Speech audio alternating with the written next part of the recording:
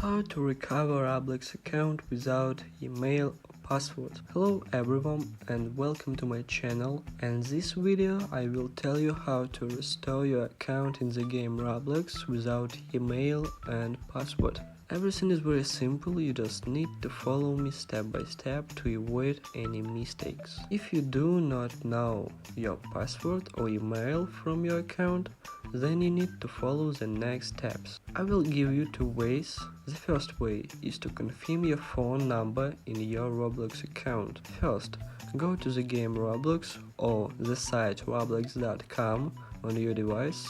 Then open the option Forgot Password or Username. Next, click on the Use Phone Number to reset password. This way, you will reset the password through your phone number. Then, enter your phone number and you should receive the code. Verify and enter the code that will appear on your phone and the message app.